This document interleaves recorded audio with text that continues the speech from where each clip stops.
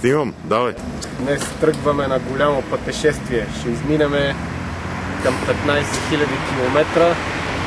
След една седмица трябва да сме на най-северната точка на Европа, Нордкап.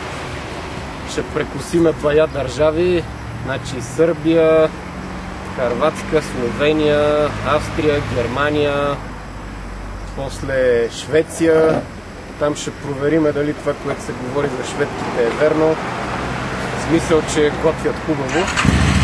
После сме в Норвегия, където е основната част от пътуването. И после по-обратния път. После ще снимаме Сърбия. Айде да ви молим среща.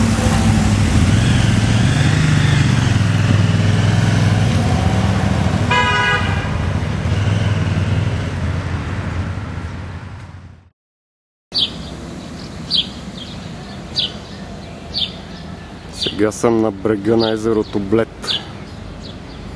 Днес вече е 15 юни. Народа още спи. Дойдох да заснема забележителностите.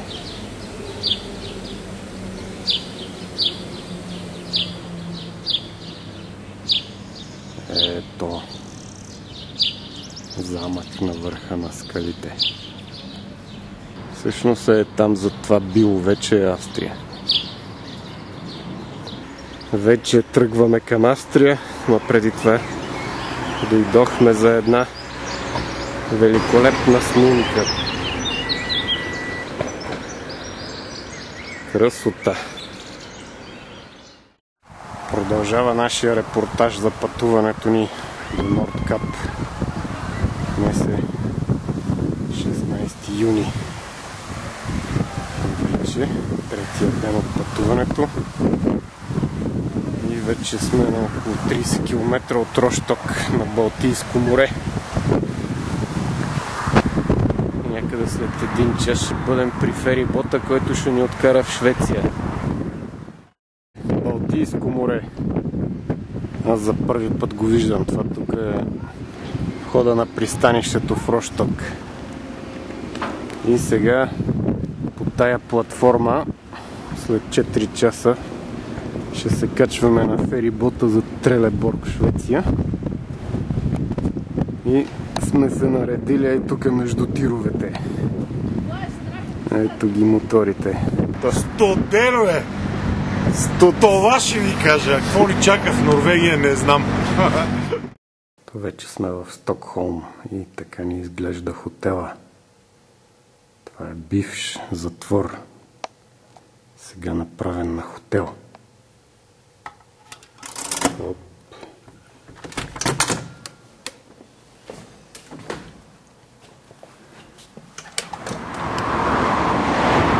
Сега съм на един от големите мостове в Стокхолм, който свързва нашия остров с основния град. То видяхте как хората си спортуват. И ето това е стария град. Сега, гледайки по картата, ето това трябва да е кметството. А ето там е двореца. Там е един остров, който е най-стария град. Най-старата част от града. Нещо като Ситето в Париж.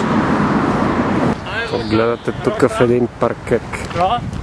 Младежите си играят бейсбол. Не знаех, че е популярен този спорт тук. Така и не му знам правилата. Тук сега виждате ултралек мото делтаплан и аз ще летя с него.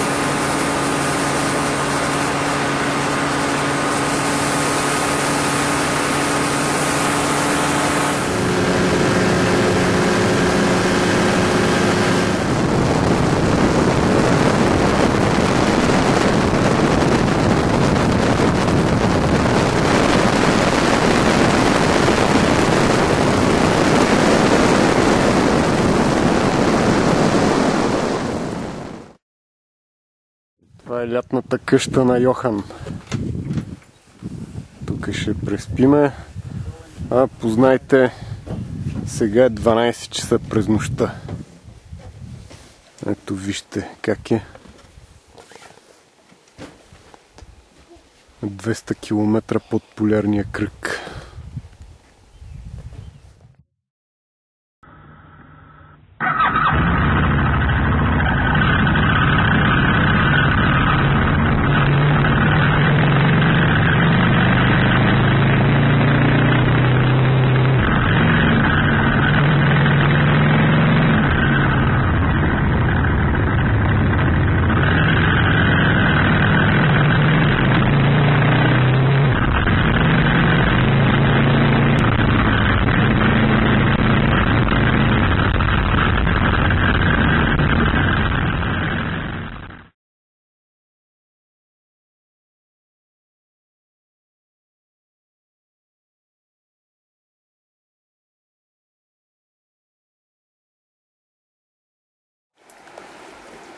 Ето, продължава офроуд преживяването ни в Северна Швеция и имаме малък проблем.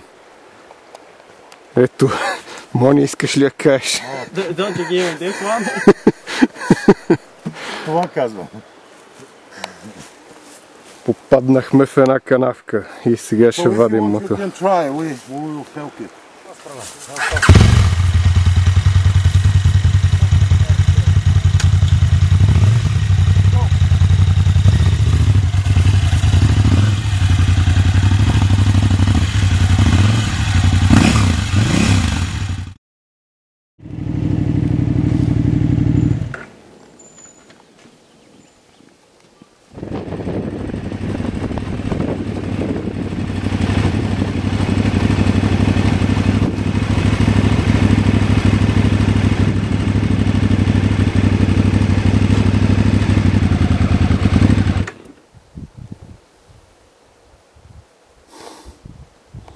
Много съм му интересен явно. Сега се намираме точно на полярния кръг. Ето на този глобус.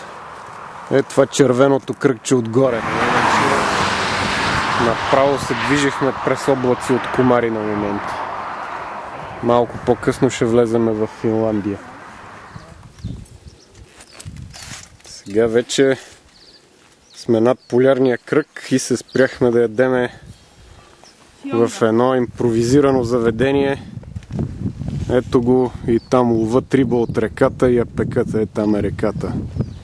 Всъщност оттатък реката е Финландия. Ето. Поискахме вода и надявам се не се е гребнали от реката.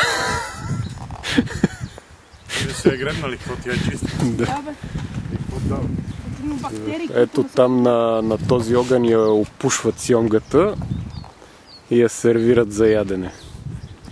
Много любезни хора. Ето едно парче. Някъде към 300 грама излезе към 6. Ето го езерото при Инари. Само ето времето нещо иска.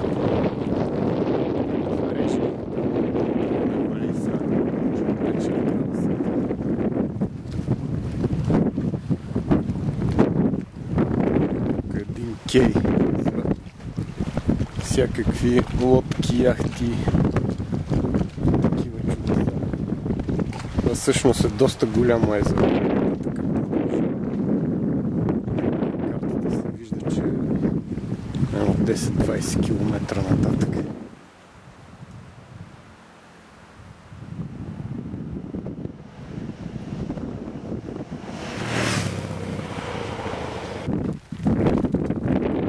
Вече сме на 100 км от Нордкап. И времето се мени с минути. Сега взе да вали пак един дълбок залив. Добре! Само да не духаше този вятър, щеше да е перфектно.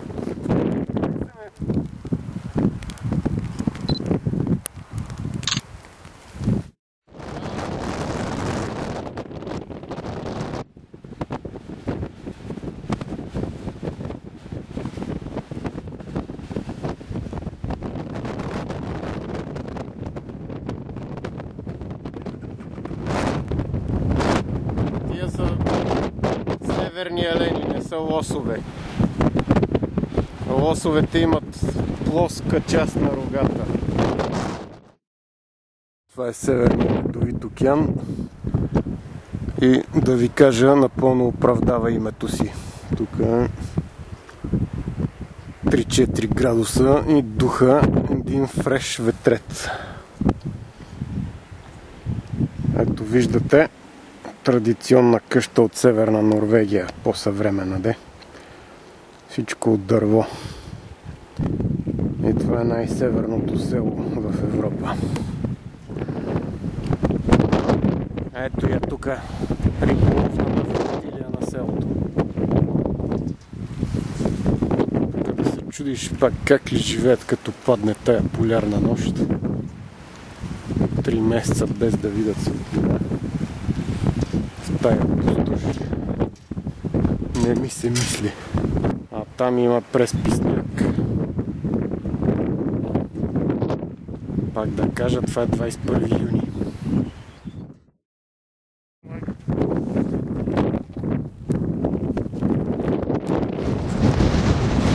Ето, дигна се за малко мъртвата.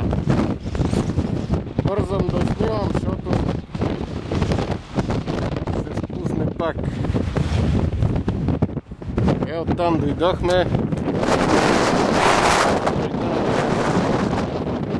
Това е една скала висока 350 метра. Най-северната точка на Европа.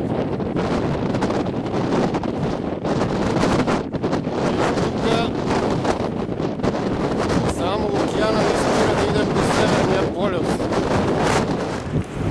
Северния ледовит океан. Ай, какви скали са тук наоколо.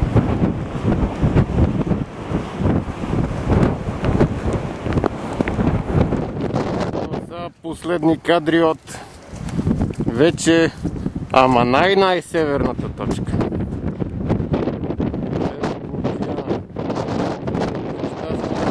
Показа и слънце.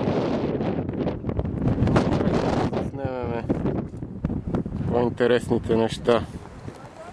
Там много интересно се отразява слънцето във водата.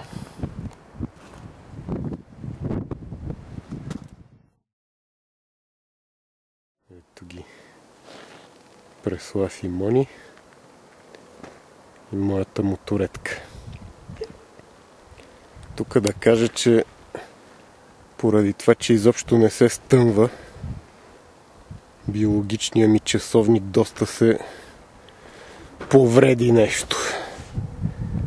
Ми се доспива през деня, а нощем не ми се спи. Но ще го преживееме. Гледате бистрата вода на едно планинско езеро, Северна Норвегия. На път сме към Алта. Още 30 км ни остават. И слезнахме само към 150 км на юг и тотална разлика. Тук вече се живее. Сега сме в Алта и разглеждаме един музей на открито. Тук из района има исторически рисунки, издялани в камък преди 6000 години. Още не съм стигнал първата рисунка, но тук поне пейзажа е хубав. Това е един фьорд. Там се виждат планините с снегове. По тези земи първоначално са живеели един народ, който се казва Сами. Те са били животновъди. И в последствие от юг са дошли другите племена, са заселили и те района.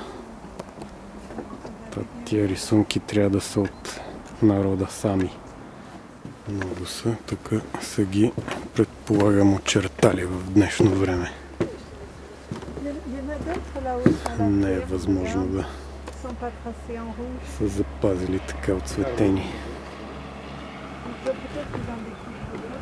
за 6000 години.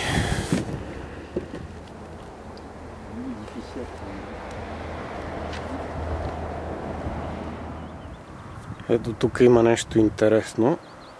Това е кораб или лодка с хора на него и вероятно, поне аз така го разбирам, ловят риба. Това трябва да е бременна кошута. А това тук е кит с фонтана отгоре.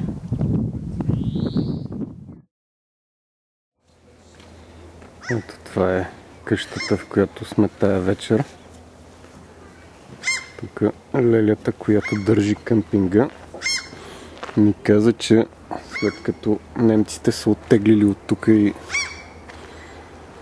изгорили всичко, преди да дойдат англичаните, тази къща, в която сме ние сега, била първата, която построили. И всъщност нейната баба и дядо са живеели там, в тая къща. И после са построили тая, която сега я виждате. И сега лелята е започнала този бизнес тук, къмпинг направила. И това е фьорда Алта. Да стига чак до Алта. Ние пътуваме вече на 50 км. Да, какво ти? 80 и няколко километра покрай фьорда пътуваме. И ето там продължава още навътре, даже се разширява.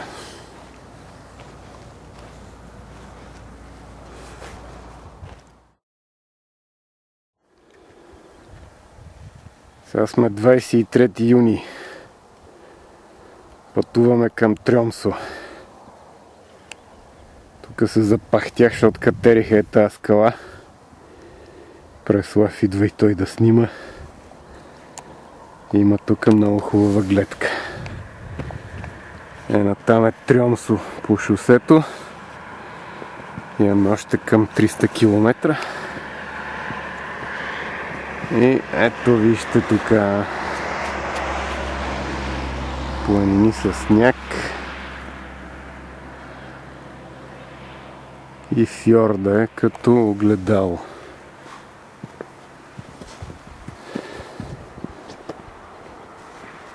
То навсякъде имат дълбоки фьордове, дълбоки заливи по 50-60 км. Съответно по-навътре малко има острови в морето. Изобщо не можеш да се ориентираш кое е остров, кое е суша, кои са посоките. Слънцето изобщо си грее от всякъде. В 12 часа през нощта грее от север, в 12 часа на обед грее от юг. Така че мени всички посоки, не можеш да се ориентираш на къде си завъртян. Само с компас или GPS. Я това верно се върти около нас, но не се качва догоре. Ми да. А то къде изгира? Ми то не е залезнал. Той ще прави няколко кръга, така ли? Не, за 24 часа прави пълен кръг. Но ти се върти над главата.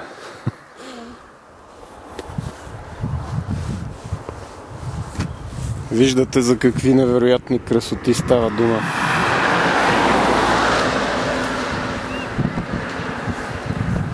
Право ни се взедаха. Не знаеме пътя ли да гледаме, къде да гледаме. Спряхме малко да се полюбуваме. А това е само началото.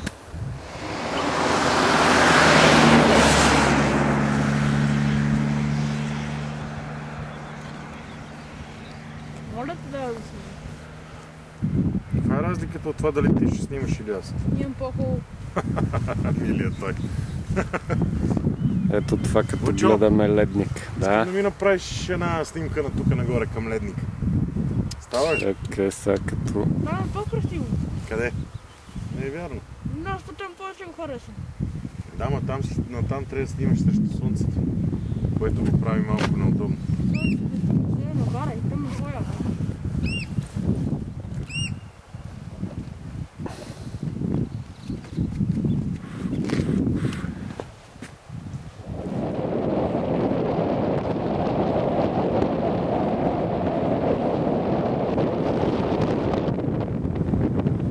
Пътуваме с фери. Там към едно градче, дето е при заснежената планина, така ще скъсиме малко разстоянието до Триомсо.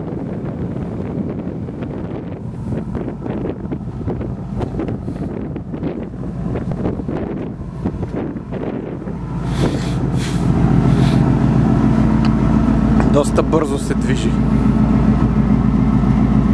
Сигурно има поне 30 км в час.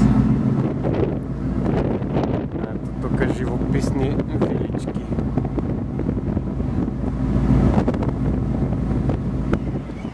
Сега наблюдавате Арктическата катедрала в Триомсо.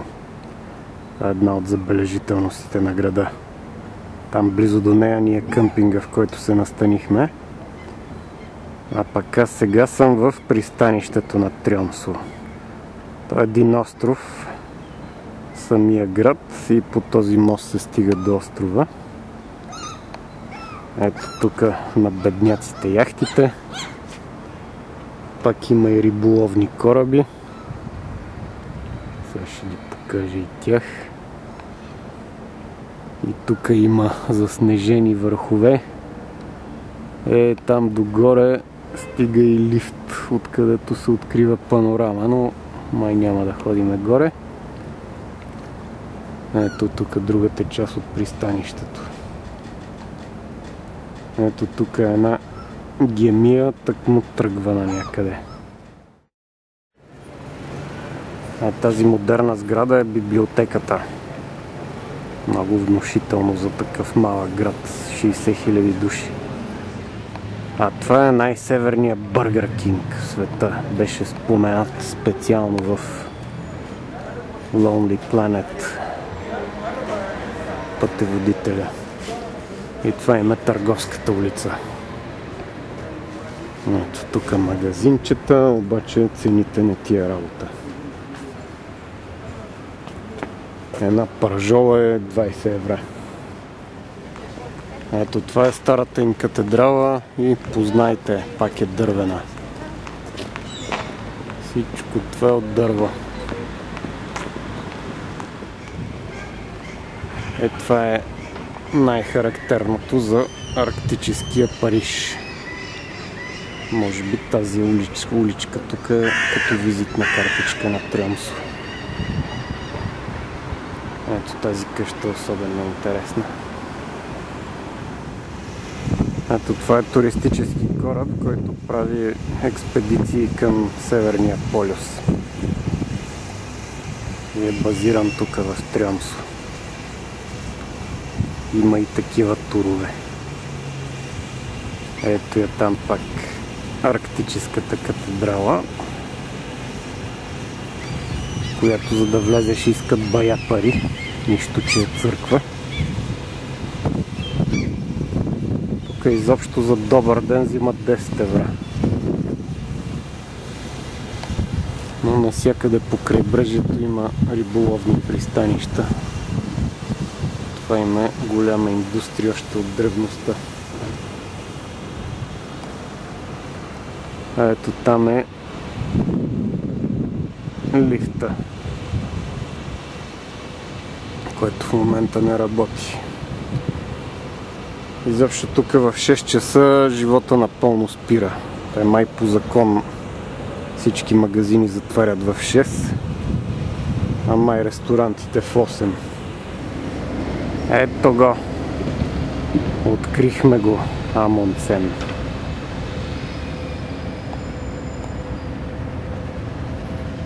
Си представи човек само преди 100 години при какви невероятно тежки условия тези експедиции са покорявали Южния и Северния полюс. За Амундсен си спомням, че накрая са изяли кучетата от кучешкия впряг, за да оцелеят, и са стигнали полюса и са се върнали. Докато англичанина Скот само 20 дена по-късно е стигнал до полюса и на връщане са измръзнали, не са успели да се върнат.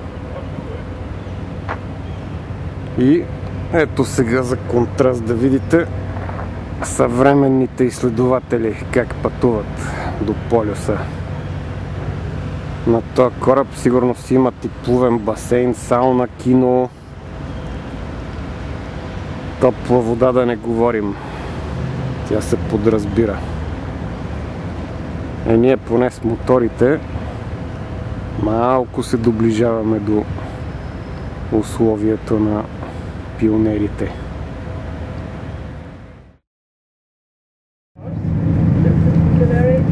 След 24 юни се предвижихме от Трьомсо до едно мъничко селсеето, това Грилефьорд се казва. Така се казва и фьорда, в който е разположено.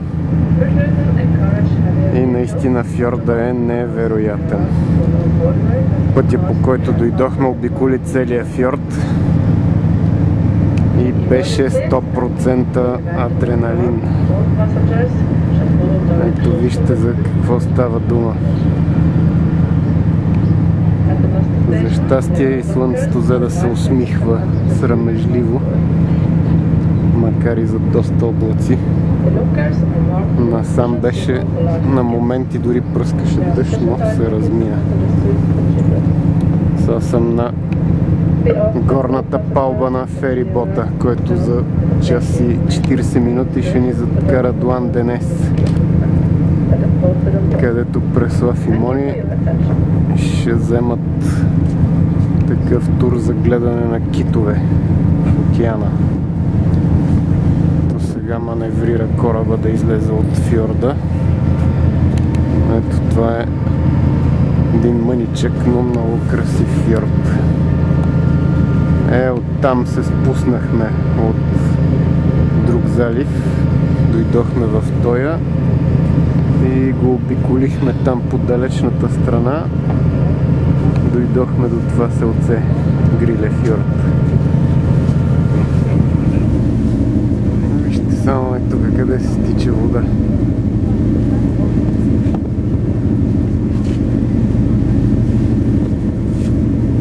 Невероятно.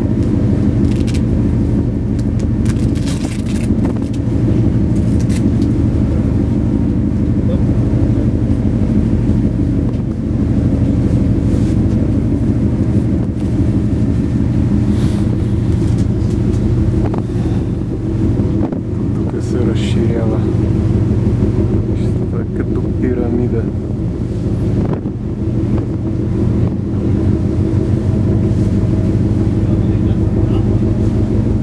И там е изхода вече.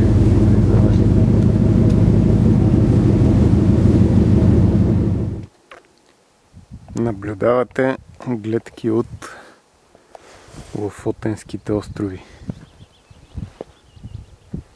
Тук е 8 часа местно време и слънцето няма никакво намерение да залязва. Времето е перфектно и аз се движа към селището А, където е древно рибарско селище на върха на архипелага, на най-южната точка. Тъй като Мони и Преслав искаха да гледат китове в океана, се разделихме, тъй като мене ме притиска и финансовата криза, а трябваше да изчакваме 3 дена после, защото в Бодо трябва да сменяме гуми. И ако не ги хвана в петък, трябва да се чака до понеделник.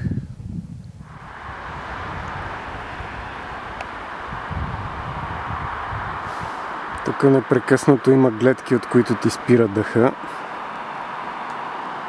но някои са особено впечатляващи.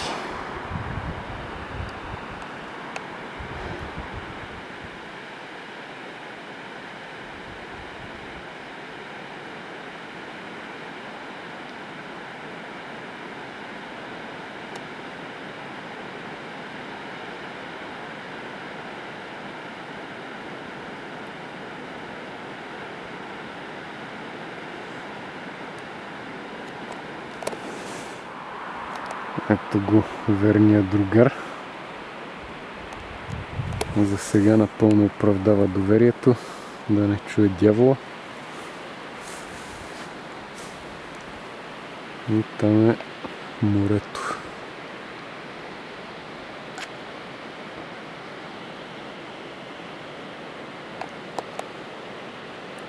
Ето оттам дойдох. Сега се движа към западната част на Лофотенските острови. Пътят е идеален, явно е нов с много тунели. Просто нямам забележки. Други основни пътища бяха къде по-зле. Днес вече е 24 юни. Виждате бараката, в която спах през нощта. Ето там е морето. Аз избрах да се движа ето по този не много главен път. И това е двора тук на хазаите. Предполагам, че това има една от старите къщи и я дават под наем. И там имат някакви стопански постройки. И сега днес ще пътувам към селото да видим традиционно риболовно село. Поредната красива гледка. Тук съм в дъното на един фьорд. Времето малко се подобри, даже за момент имаше слънце.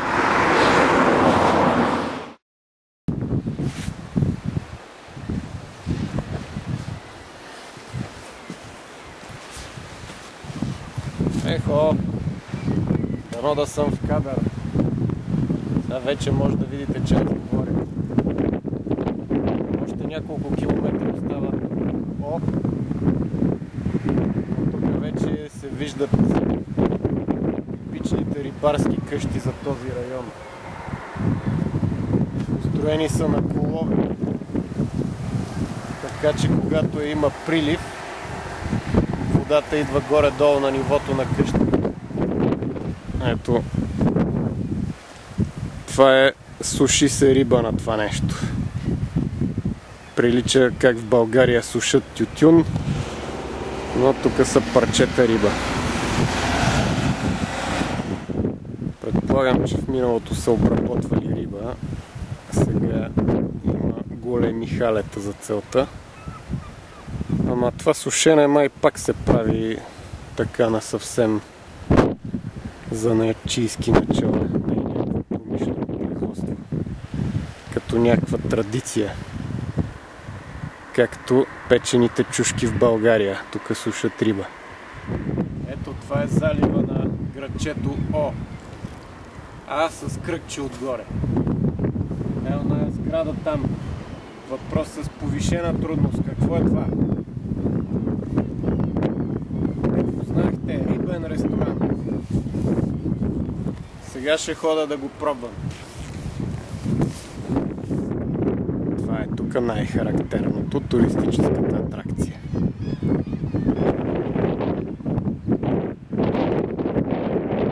Колни жилища.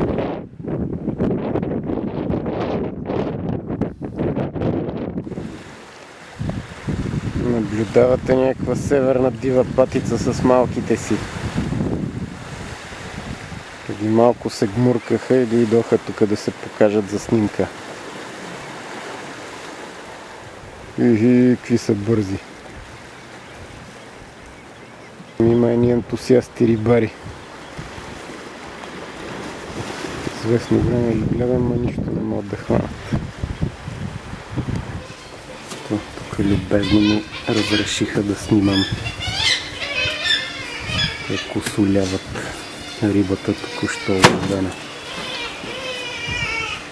Всъщност само част от нея я оставят за сушене. От това филето го отделят и оставят за сушене, другото за ядене.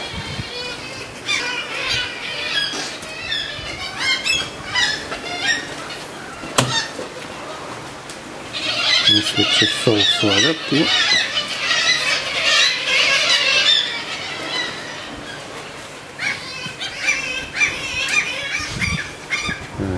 тук има отделени филета. Чайките обикалят, обаче няма, ще останат гладни. А тук има някаква плоска риба уловена. Колко тежи? 3 нещо килограма.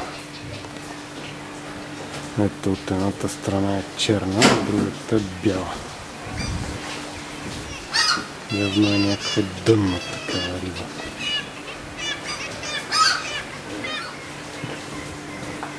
Да, ето двете очи са от тази страна.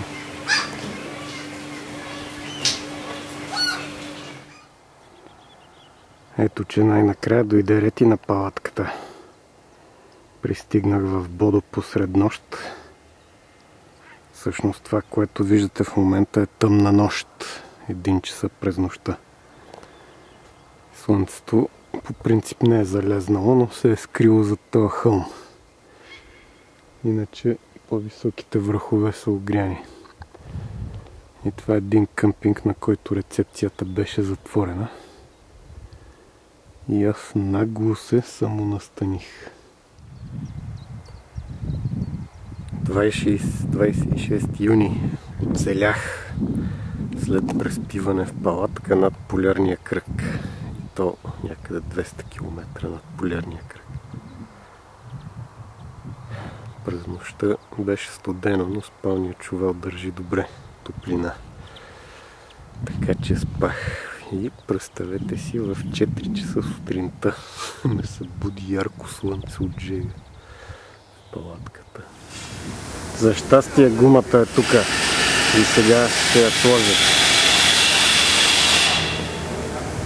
Ето го, звера без задна гума.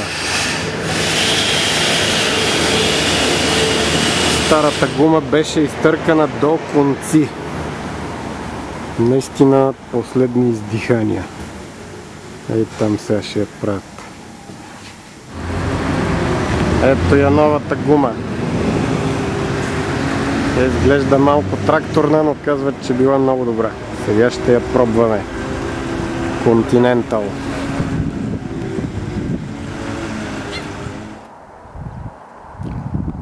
Вече се движа на юг от Бодо по шосе 17 към града Мо и Рана. Това е шосето, което минава покрай брега и фьордите. И спирам за поредната гледка, от която ти спира дъха. Това са няколко потока от топящия се там горе сняг и образуват водопади.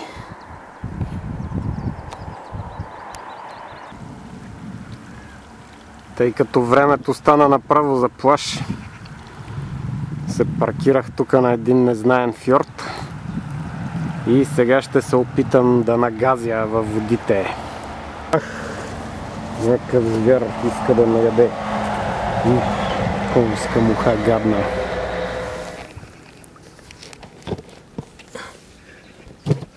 Надявам се, има добра видимост.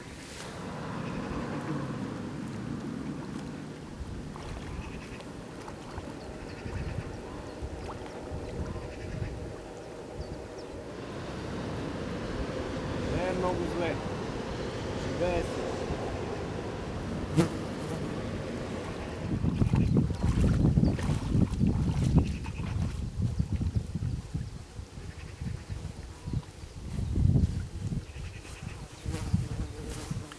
Водата има поне 15 градуса. Ако си бях взел неопрена, щях да влезна. Вече тая муха тук продължава да се върти. Тук наистина е трудно да не спреш на всеки завой. Откриват се нови и нови гледки. Тук има нещо интересно. Там зад мен има истински ледник. И тук сме на нивото на ледника, но и южен склон. И абсолютна провод. Докато там на северния е зима, има ледник. Сега ще ви покажа по-отблизо.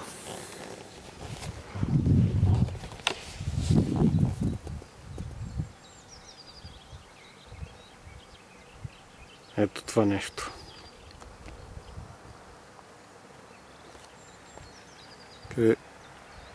Сняг, който под налягането на горния сняг се превръща в лед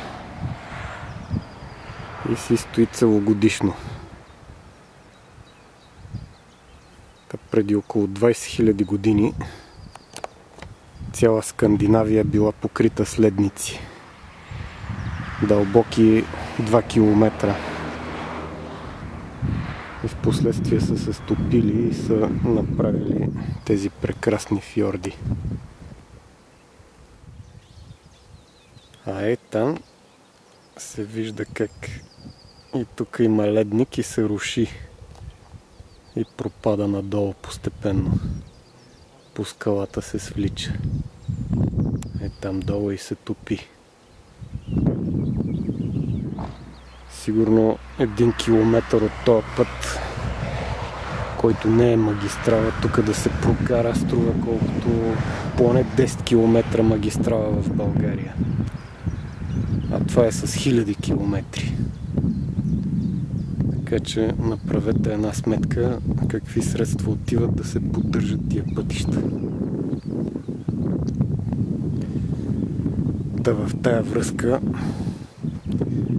тук данъците може да са високи, ама поне е ясно за какво отиват. Днес пак се настаних в къмпинг на палатка.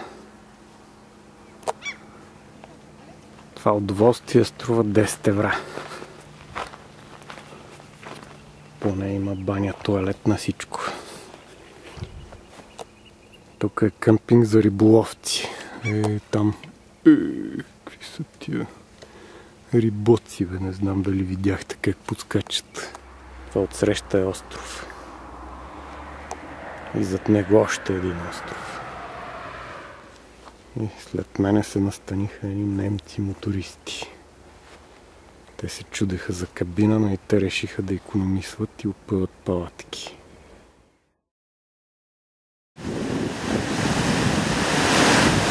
След 27 юни тая сутрин напуснах хубавия къмпинг край морето и се предвижвам с бързо темпо на юг. Тази вечер трябва да стигна до Андалснес и утре сутринта да изкача митичната стълба на троловете. Място на поклонение за мотористите.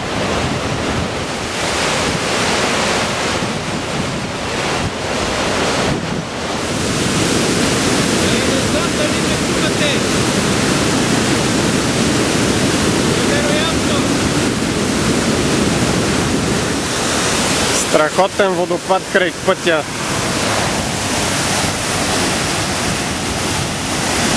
Толкова пръски дига, че може да станеш мокър тук за 0 време.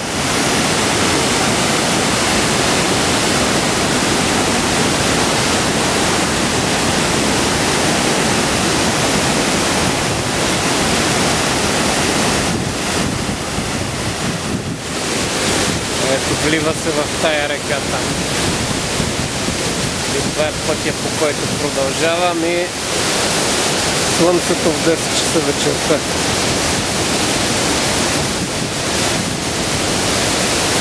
Следващи снимки сигурно утре. Пак не се сдържах да спра и да снимам. Погледнете водата в реката каква е.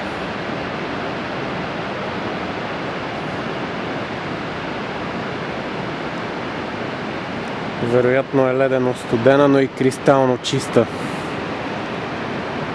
Сега се движа в една долина и скоро ще пристигна в Андалснес. И тук от всякъде се вливат водопади, потоци в реката. Това е като каньон, и нататъка става по-тесен, така като гледам. И там, където стига реката в морето, е градчето Андалснес. Hello, I'm Frey and this is Eric. Frey and Eric. Yeah, and we're going to climb this mountain over here. It's called Mångenjura. So here's the equipment. It's there. Ah, Yeah, there. here's some. Yeah, but it's really hot. Yes, very warm weather for Yeah. here, for Yeah. Norway. Too warm weather. Too warm. Това е скалата, която ще изкатерят. Това е къмпинга, в който спрях и се запознах с тия шведи. И през нощта е тук на открито, дори не се хабих да отварям палатката. Голям майтап беше. Нощта е студена, сутринта яко слънце. Невероятни гледки. И тези двамата младежи са шведи и си карат ваканцията, като през седмицата работят. Събота и неделя се катерят по скалите, което им е хобито.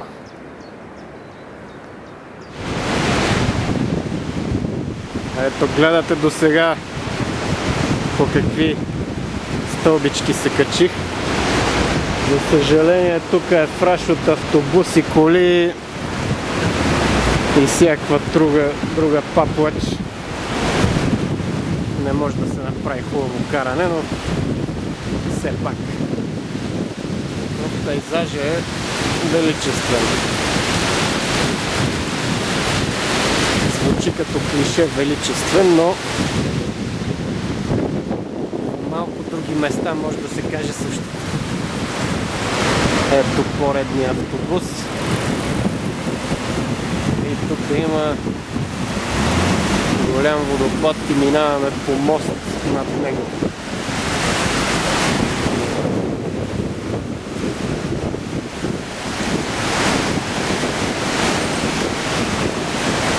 По този мост ще мина след малко. Ето едни мотористи ентусиасти. Снимат движение, ама аз понеже съм сам няма как. Само с бордовата камера. Ето там аз поне виждам дъга, може би и вие ще видите. Пръската от водопада.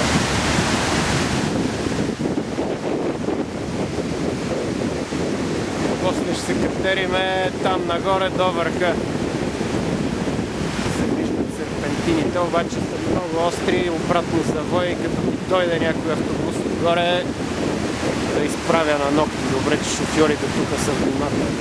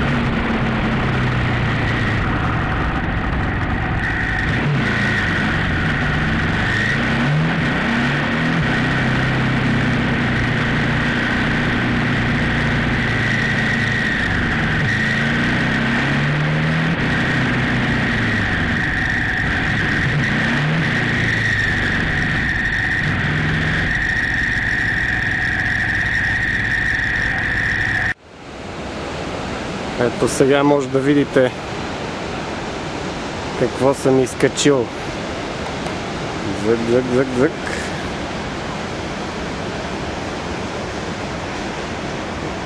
Има още няколко завоя и там, където не се виждат. Вижте ги тия юнаци, къде си намерили място за пикник на ръба на скалата. Както казах, лошото е, че трафикът е твърде натоварен. Тук много е популярно мястото. И всички идват тук.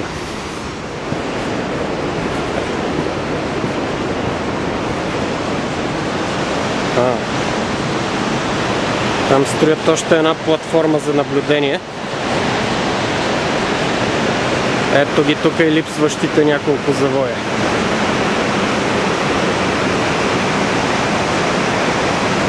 Там долу.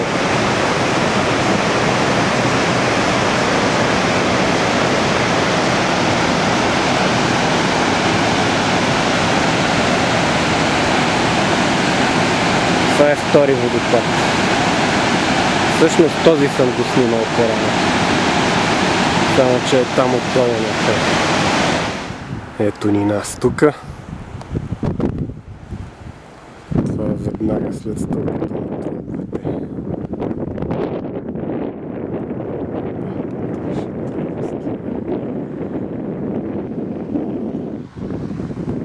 Уха. Сега да си бях взел изкита на мотора. Щях да му удара едно спускане. До сега в края на юни не съм карал ски. Сега съм на ферибот Герингер фьорд. Един от най-красивите. С този ферибот стана голям удар. Пристигнах на пристанището и по принцип не мислех да вземам този ферибот, да карам повече по пътищата. Обаче той беше полупразен и видяха, че се колебая ми отстъпиха половината цена. Ме таксуваха се едно съм без мотор. И се качих и наистина си струва, не съжаляване.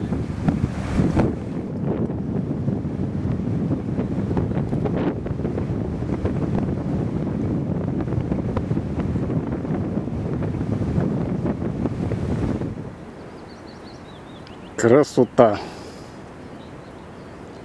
Преди малко слезнах от ферибота и се качих по пътя на Орела. Eagles Road, както го наричат. И това там сега долу е градчето Герингер. Както се казва и фьорда, Герингер фьорд.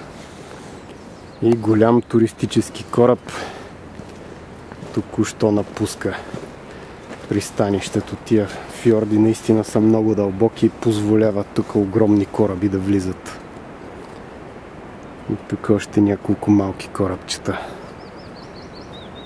пътуват. И сега ето ще се върна по този път през градчето Герингер и вероятно ще се качая на този връх. Казва се Далшниба. Предполагам, че е този да е, може и този отзад да е. На 1400 метра и там ще имат пак гледка към фьорда. Спомням си в една реклама на такива пътувания се казваше, че туристите, пътуващи на такива кораби, средностатистически правили секс 6 пъти седмично. Това беше в реклама на такава компания за такива турове. Ето там долу е Герингер. А къде съм аз ли? Аз съм на 1500 метра височина и виждам Герингер фьорд. Е, там е пътя на Орела, по който карах. А аз съм... Ето пътя, по който дойдох. Невероятно нещо.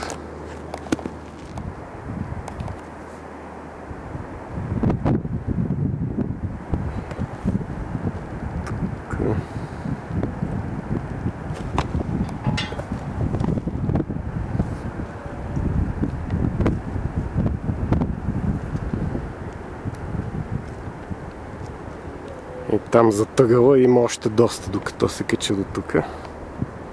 На 1500 метра, на тая височина си има сняг.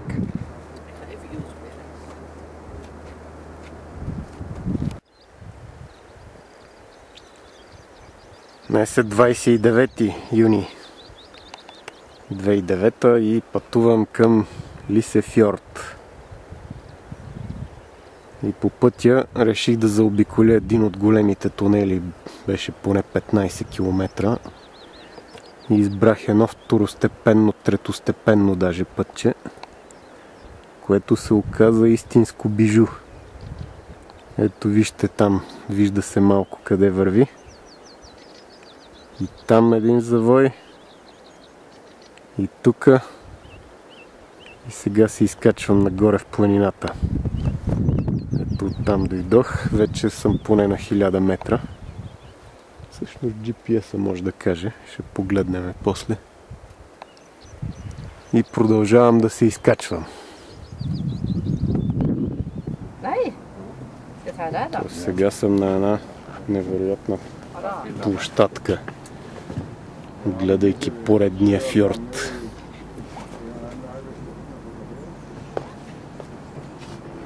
Вече ми се свършиха думите и суперлативите.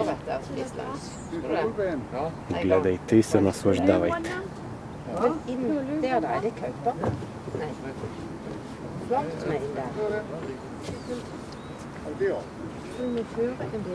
Това пътче, дето го избрах да заобикаля тунела, се оказа голяма находка. Нямаше да мина и от тук иначе.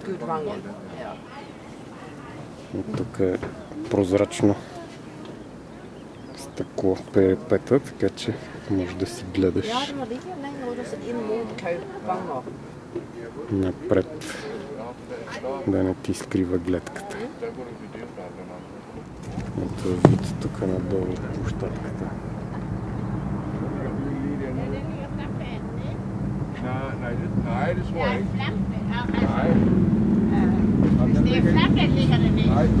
Чува се звука от група други мотористи. Пак са шведи. Изобщо шведите правят впечатление на много такива отворени, общителни. Норвежците не са така. От тунелче.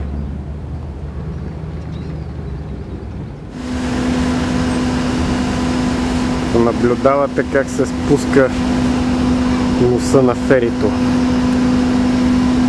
В момента отплаваме и някъде за 15-20 минути трябва да стигнем в Еидфьорд. Така е кръстено градчето на фьорда. 30 юни. Там е паркиран мотора. И това е паркинга, базовия лагер за атака на скалата при Кестолен. Дали така се произнася, хич не ми е ясно. Което май в превод значи нещо като скалата зъб. Нещо такова. Тук гледате двама смели испанци на ръба на скалата. Сега ще видите за какво става дума.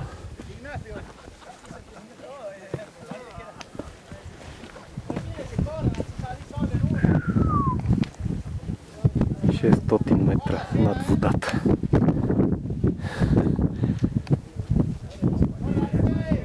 Има едни юнаци, които скачат с малки криле на ръцете си. Това се вика бейс джамп. И 1-2 минути планират додолу и после си отварят парашут. Гледах в YouTube как точно от тази скала скачат.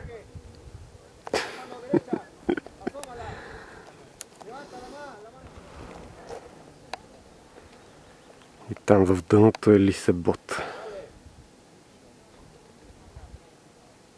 Вероятно утре ще ида до там с фери и вече към Осло се прибирам. Тук са 2 седмици и 2 дена вече. 16 дни.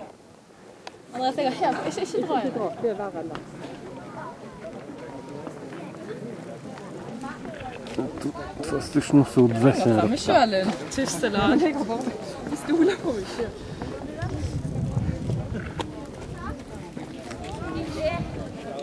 Браво, бе, Snakker vi om, mamma. Det er jo mye nærmere ikke. Аз това не мога да направя. 1 юли, July morning. Съм на ферибота за Лисебота. Това е Лисефьорд. Над него в началото. И пътуваме към, най-напред ще минем скалата, на която бях вчера. Прейкия столен.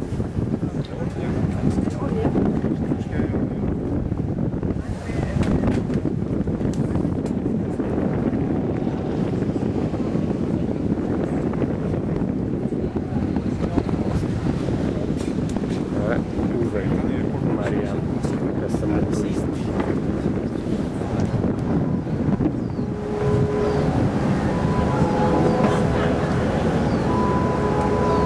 Много таинствено. Пускат ни музика на Едвард Грик.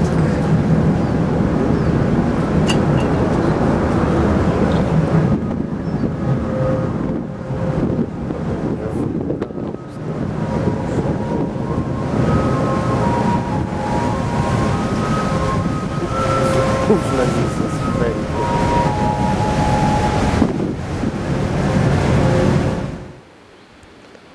Ето го ферибота, на който се возих преди малко.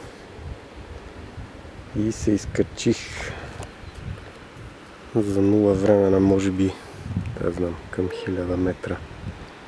Ето съвсем малка част от пътя. Тук не се вижда така добре. И това е тук долината на Лисефьорд все още. И това е градчето Лисебот. И последен поглед към фьорда. Електростанцията Веморк, провинция Телемарк в Норвегия. Тя е започната да се строи през 1907 и е започнала да произвежда електричество 1911. Мисля, че е била 560 мегавата. И през Втората световна война е била важна част от военната стратегия на немците. Тук са построили завод за добиване на тежка вода, което е основният компонент за производство на водородна бомба. Ето как е изглеждало едно от контролните табла на електростанцията. А пък тук са старите машини, които са били в експлоатация по време на Втората световна война. Значи това е оста, която върти генератора, и тук са му намотките. Колко много четки. И ето тук по тая тръба идва водата под налягане. Там по напорните тръби отгоре по хълма. И тук в този кожух е турбината и тук е подава на лопатките. И завърта турбината. Това е оста на турбината. Това е лагера. Ето моделче, разрез на турбината. И там генератора. Това явно е действащо. Сигурно наистина може да прави ток. Това е нещо като шибър. Тук затваря потока на водата. Това отгоре.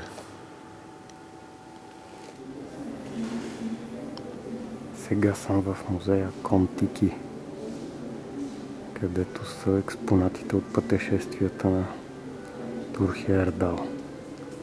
Това е лодката Ра-2, с която от Африка достига до остров Барбадос, Южна Америка.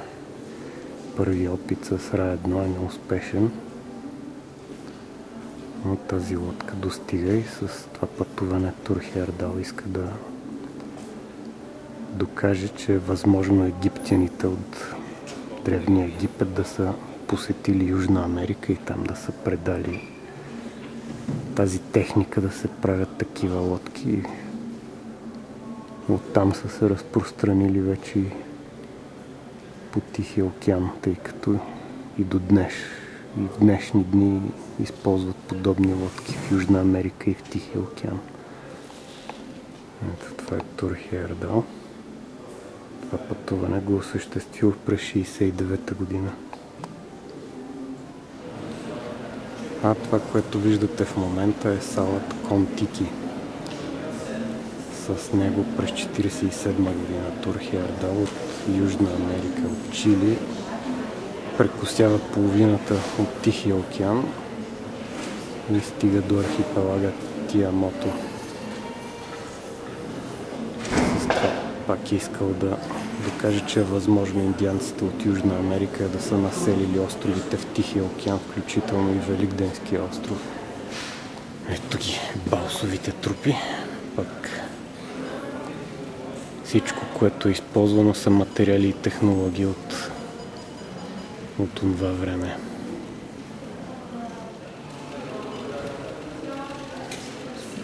То сложили са и птици. Мачетата. Ето колко пласта трупи има. Балсовото дърво е много леко и има много добра плаваемост. И това е руля. Това нещо е най-плаваща котва. Отдолу има платно под водата и може до някъде да променя курса. Ето тук как се кат дърветата за сала. Тук има парчета от дървото. Вижте за какво става дума. Сушеното балсово дърво. Това огромна трупа. Такава греда. И човек с каква лекота я вдига, без никакво усилие. Това отрязаното дърво го обелват. Ето тук може да видите на какво е приличал сала след бурята, непосредствено преди да пристигнат на островите. Средата на Тихия океан.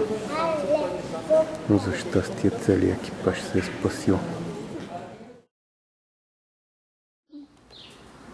Сега, днес е 5 юли, ден за гласуване, аз го изпуснах, защото не можах да дойда до 7 часа. Така, след точно 3 седмици и изминати 13 000 км, пътешествието приключи успешно